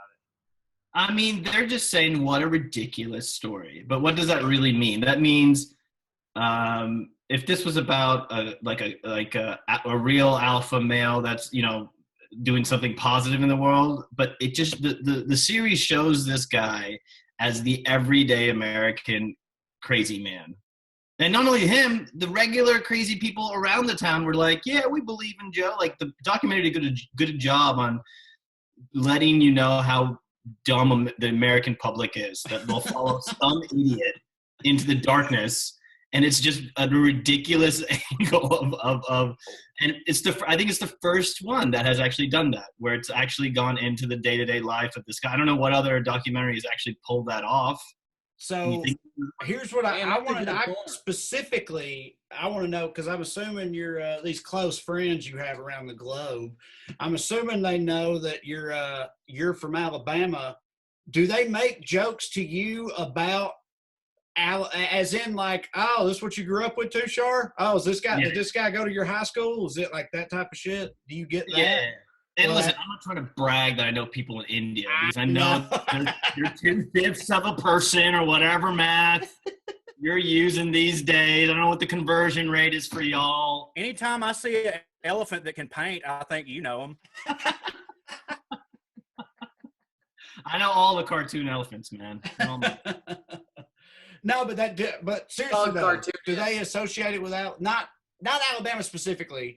I'm saying the jokes like that get made to you. I'm wondering how much, like Drew was saying, or whoever it was, it's just America versus like a Southern thing, or like Alabama is connected to Oklahoma through this red trash, white trash insanity bullshit. And other Trey people's wants to minds. know, Tushar, when he runs away to Scotland with his fucking money, will they know he's a dumbass white trash piece of shit, or can he pull off being a regal American?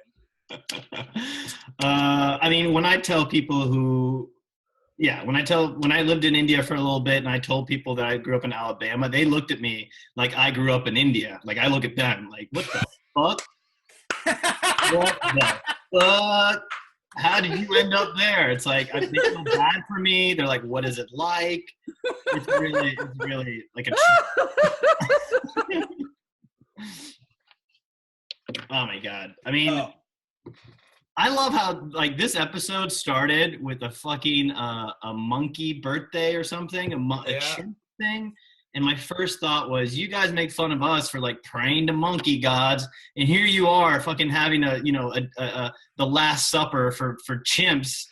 And well, one is dumber. And also, Tushar, it's a tie, Corey. Tushar, that's not our national religion. I mean, fair point. I thought you were gonna say, and that is just not how a monkey birthday should go. Everybody knows. You call that a monkey birthday? Shut up. Get the fuck out of here. I promised myself I wouldn't use that accent, but you guys bring it up with me. We do. Oh shit, man. What's your you've watched the whole series, obviously. Yeah. Where do you rank this episode? Do you rank them all, or does it all kind of just run together in your head? I thought the show, I think it ended a little fizzly, but because he's still in jail, he's going to get out eventually, and then he's going to do some, like the story continues, so it kind of stops. Yeah. Short. But I like, episode 2. It's just a compelling, like, who the fuck are these characters? Where'd they come from? Everyone is like, the most evil is the girl. I mean, Carol, the fact that the case against her is opened up again. Okay. So blatantly. I think it's clearly just frozen up on our end. Yeah. So, hey, so since you've said the most evil is Carol, we had comedian Caitlin Warehouser on yesterday was talking about it, and was not at all defending Carol, saying Carol's a bag of shit. But I do think there's a lot of misogyny going on here with people focusing on how much Carol sucks when everybody in this thing sucks. And we were saying earlier, we were talking about that and how that all works and everything. And like that, Drew was saying there are some people who are like, look, even if you say, oh, Joe Exotic's just more entertaining, that's all. It doesn't mean I like the guy. That is still like bad to like glorify a dude. How do you feel about all that shit? I just feel like Carol was hands down the most evil, only because she seemed to be the deepest in her own psychosis. Right. The hypocrisy, like the self-righteousness that she has and the lack of self-awareness about the shit that she's doing is just like the shit that they do, but she don't see it that way. Yeah. It was just one of those things where,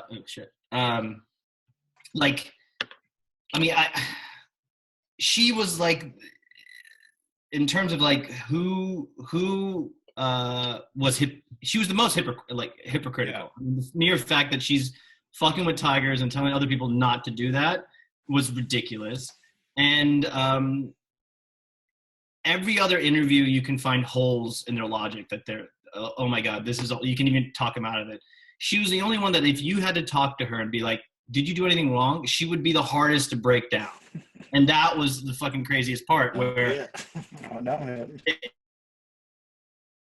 white women are the most evil in the game. So congratulations, fellas. They made you guys. They did. So every one of us made by one of them.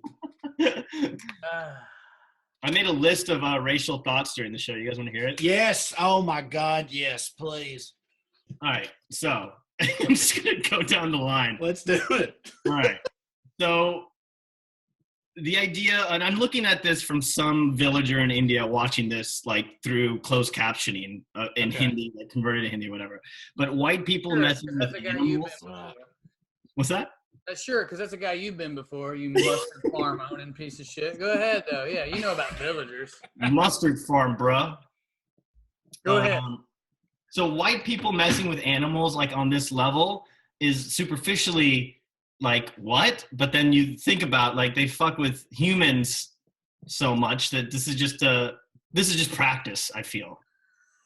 Thoughts, gentlemen? Yeah, you're saying Joe Exotic wants to be somebody who fucks with humans' lives, but he's born in Oklahoma. He's a poor gay man, so he has to fuck with tigers. Right. Slavery is illegal. Right. Just go to the next easiest, hardest thing. We will own whatever sentient being we can legally own. Yes. You're right about that. Okay. Check. Confirmed. Okay. What is with white people loving Indian shit? Like Dr. Bhagwan, that guy who's like... No, maybe y'all just hit, motherfucker. What do you mean? You tell me. What's all your secrets over there? We want to know y'all's secrets. That's what it is. Let me break it down for you. Every country or ethnicity has a culture. Ours is taking the best shit. That's what we do. Yes. Learn from us. We're good at stealing, man. We steal stuff, humans, culture. We steal it all, bro. Also, again, be proud, man. You know, like we covet y'all's shit. That's for us. Tushar, we could literally steal from anybody. Like, yeah, and we choose to steal from Indians. You should be always. Okay. You should be grateful. Okay, check. I guess check again. Confirmed. All right, the Alan and Joe beef. Yeah, I loved it because it's like there's this perception that white people just fuck with other people, like in the racism pantheon or whatever.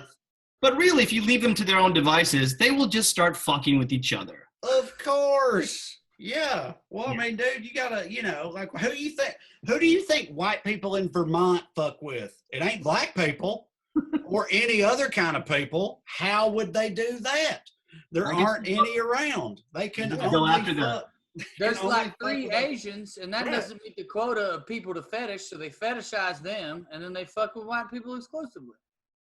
You fuck with the tanned white people first? Yeah, Italians. That's where we always start. We hate those. Handicap. We will set an Ed Hardy t-shirt on fire in their yard. I did make this thing before. Tushar, real quick. Tushar, can you hear DJ and Corey? Yeah. What's up, DJ?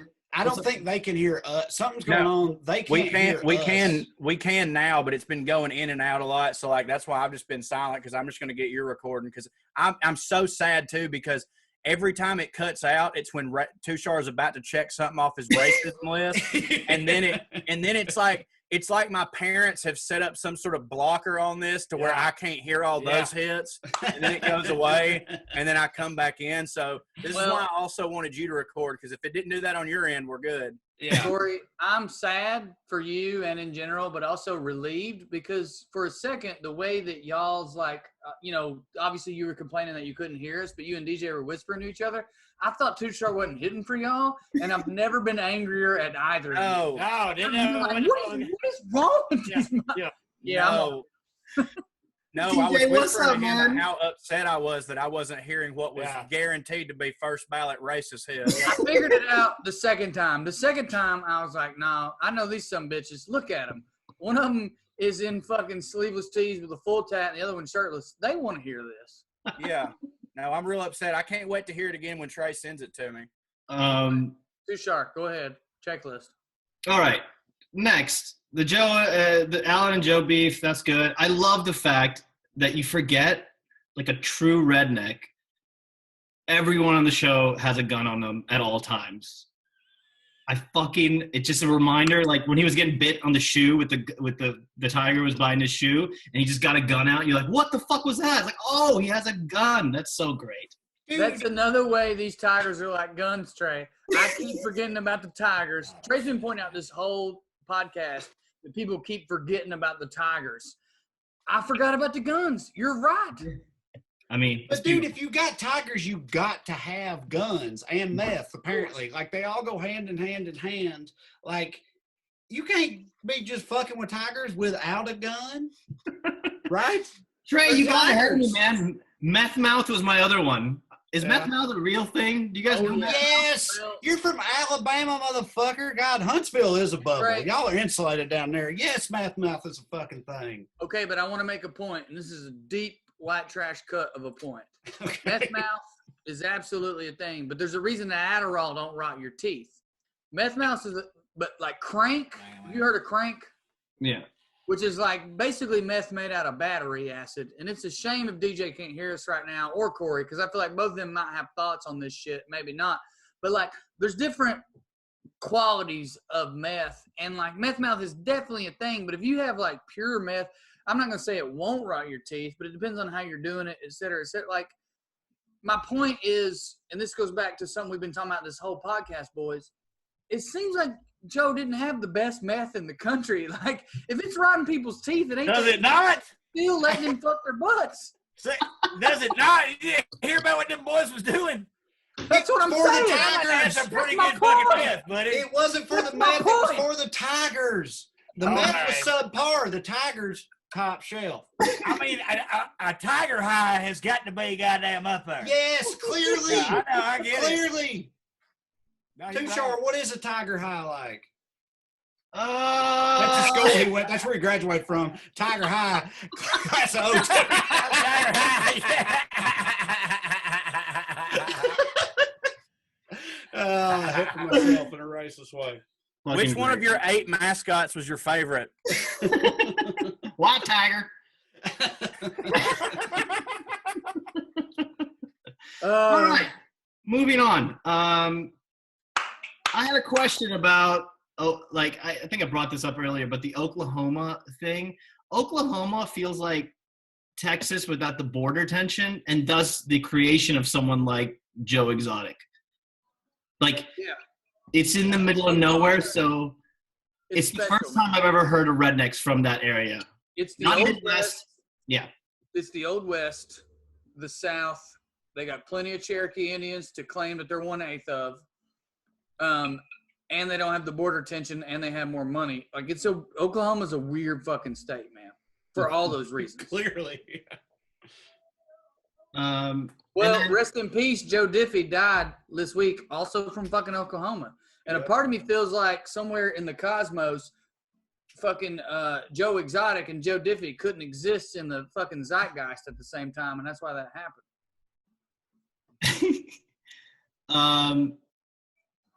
I don't have any thoughts on this, but just the parade float thing that he had set up at night. Yeah. Is that a thing do parades happen like that? Yes.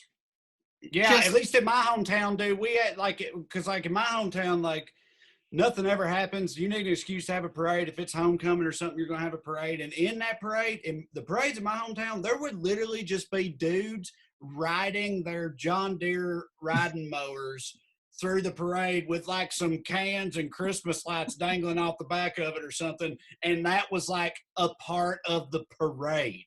You could just do that. We had a baseball. It was the opening day of baseball for the rec or whatever. There was always a parade. And my dad was our coach. So we actually, he's a decent feller of means. So we had a nice little float that he had made or whatever. And there was this other team. And the team mama, God damn it, I can't remember her name. She later shot herself in the head with a shotgun. She didn't feel like building a float or anything like that, so she just took her truck. Do what? Okay, anyways, in order to save costs, she just spray painted the team name on the side of her truck, and it was just for the next 10 years before she killed herself, her truck just had 5- and 6-year-old Atlanta Braves spray paint on the side of it. How much money did she save from just getting a piece of fucking paper? None. Yeah, Because she would have had to spray paint on the paper, so she saved the paper. Right. Saved on that paper cost. So 33 cents. Not to mention tape, adhesive. They stack up. So, Tushar, I assume we are 12% of the way through your racism checklist, so let's get back to it. No, I guess that's my racism thing, but I did have a question, like, and this is just in general, the fact that he was as a gay as he is. Yeah, real gay. And the fact that he couldn't even, homosexuality is so locked down in y'all's culture as is in ours, I guess, or every culture that's relatively. I was about to say, don't act like queer's hit for y'all. Yeah. And Tushar, don't I guess that shit. Yeah, that's true. Yeah, that's true. Guess it. Walk outside. Never mind. I'm gonna stop there. Yeah, I have 9 uncles. 3 of them are gay for sure. All of them have kids, so I get it. But the fact that he couldn't even find a straight dude, he had to fuck straight guys, and he was pretty much a pimp. He was like a. We talked about that. Those dudes ain't straight, man. Come on. like in a culture where you got to be gay or straight, they were deemed straight later when they fucked a chick. But those are bisexual men, man. Bisexual men, yeah. That's And true. also, apparently, I think maybe what you were, it seemed, dude, Joe even says at one point, he's like, I like straight men. I think part of that was that was a part of it for him for whatever That's reason. a thing. That's a challenge. I have a buddy who I won't name who told me point blank. I got to guess.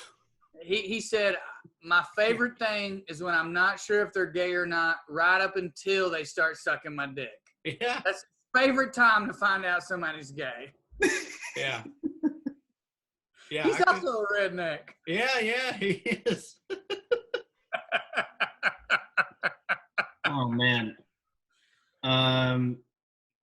What else?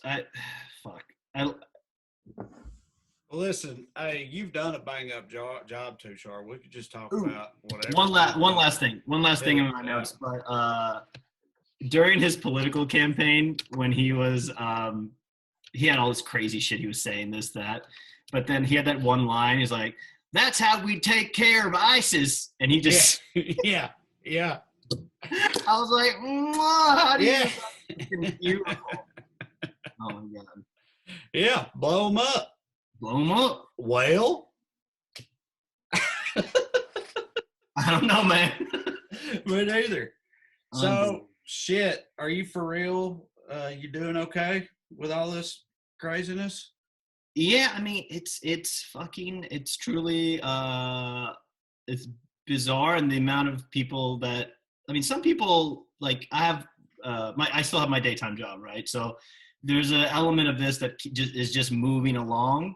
Yeah. In the sense that everyone's just working from home, but we know so many people, or at least the comedy world and the nightlife. There's so many people who are just straight up devastated, and then now I'm starting to hear of people actually dying, like people's parents and people. It's really fucked. But I don't know. Fucked. Are you guys ingesting the news about this? A lot? Not to. I'm trying to keep up on it, but not too much because fuck, man. And I go back and forth. And Tushar, me and you talked, what was it, 2 or 3 nights ago? Yeah. I go back and forth, man, sincerely, where I engage with it too much, I think. Right. Where I freak out, I call my mom and dad, I get in a fight with my dad because he's not anymore, but he was still trying to have church. But he's in this tiny town, and he's like, we haven't even had a case in this county, and I can understand his logic to some extent. And my dad's very much I won't fucking do what they tell me. He's always been that way. He didn't just come up with that mentality. He has all his money in a box in the basement kind of guy. You know what I mean? He don't even trust banks. So it's I can't pretend like he's just now becoming this way. He's always been that way. So I'm I go from fighting with him and worrying about that to literally right now, putting on a wig, doing a bunch of drugs, drinking beer, and I haven't read the news all goddamn day. I don't know what's going on, and I don't want to. Roll Tide. Roll Tide. Yeah. The latter is better. Well, we're going to fuck off for now, Tushar, but we should, have a little Zoom date or something. Let's do it, buddy. Thanks Just for having me. bunch of us. I love you guys. Love you too, dog. Thanks Love for you, joining buddy. us. Tushar Singh, everybody. Join us next week. Nick, well, just come on back for episode 6 of Tiger by the Tail, a well-read quarantine production. I want to close by one thing. Hold on. I drew the Tiger King. Oh yeah, you did. Show Let's us. see it. Let's see it. Where the fuck is this? Hold on a second. No, it's okay, man. Take your time. It's great. So if you're listening right now and you're not watching, find Then us. fuck you. But if you are watching, Tushar, say something. Hey, man. Hey, look. I am the Tiger King. Look at me. I am the Tiger. Oh, my God. Never done it for me. Jesus Trey. Christ. And Corey. Yeah. Correct Can you me see if me I'm- now? Yeah, correct me if I'm wrong. Now, if you're listening right now, you can still go watch it on YouTube. or You whatever. can. Yeah, of course. So go watch it. So go watch it. See Tushar's talent. Get it shoved in your face. All right, shit. Thanks, y'all. We'll come back. Thank you, guys. Love Love y'all. everybody. See you next time. Skew Escalator. Laters. Well, Winwood, Oklahoma's where we meet our Tiger King. He's got them monkey chimps and tiger cubs, the cutest thing you've seen. He's got all his meth head buddies, and they're all working for free, serving cheap Totino's pizza covered in rotten Walmart meat. Then, of course, there's old Doc Antle. The Tigers made him rich. And don't forget about Carol Baskins. Man, we fucking hate that bitch. We got a tiger by the tail, baby.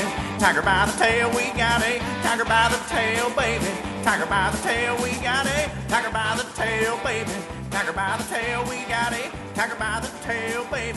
Tiger by the tail, we got a tiger by the tail, baby. Tiger by the